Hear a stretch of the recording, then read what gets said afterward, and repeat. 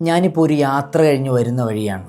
വരുന്ന വഴിയിൽ രണ്ട് ചെറുപ്പക്കാർ റോഡിൻ്റെ സൈഡിൽ കിടന്ന് വല്ലാണ്ട് ബഹളം വെച്ചുകൊണ്ടിരിക്കുകയാണ്. നാട്ടുകാരൊക്കെ ചുറ്റും കൂടി നിൽക്കുന്നുണ്ട്. ചിലവരൊക്കെ ഓടി വന്ന് പിടിക്കുന്നുണ്ട്. അവർ വല്ലാത്ത വാശിയിലാണ്.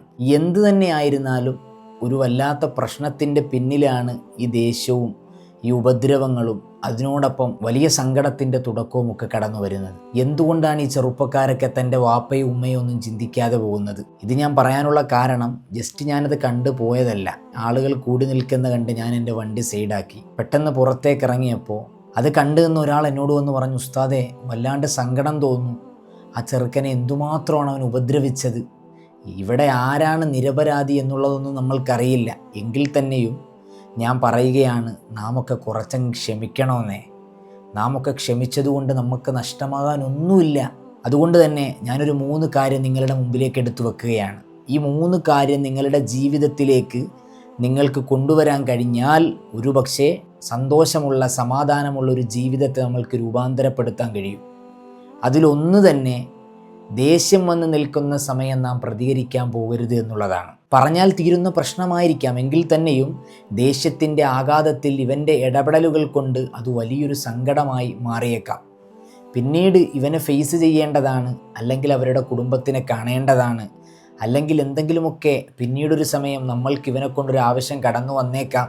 ഇതൊന്നും ഈ സമയത്ത് ചിന്തിക്കണമെന്നില്ല, എടുത്തങ്ങ് ചാടുകയാണ്. അതുകൊണ്ട് തന്നെയാണ് പറഞ്ഞത്, ദേഷ്യം വരുമ്പോൾ പ്രതികരിക്കാൻ നിൽക്കരുത്.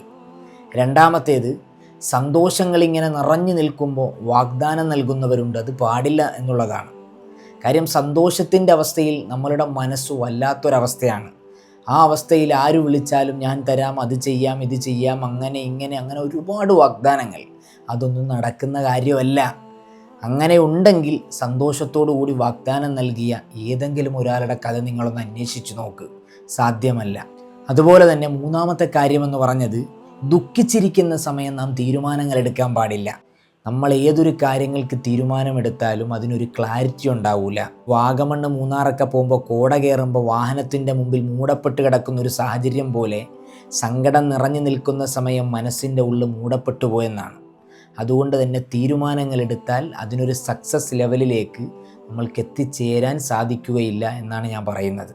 അതുകൊണ്ട് ഈ കാര്യങ്ങൾ വളരെയേറെ ഗൗരവത്തിൽ നിങ്ങൾ ചിന്തിക്കണം. ദേഷ്യത്തെ പിടിച്ചു നിർത്തുന്നവനാണ് ശക്തനെന്ന് മുഹമ്മദുർ റസൂലുള്ളാഹി സ്വല്ലല്ലാഹു അലൈഹി വസല്ലമ തങ്ങൾ പറഞ്ഞ ആ സുന്ദരമായ ആ വാക്കിനെ അവസാനമായി കടമെടുത്ത് ഞാനൊന്ന് നിങ്ങളോട് ഓർമ്മപ്പെടുത്തി.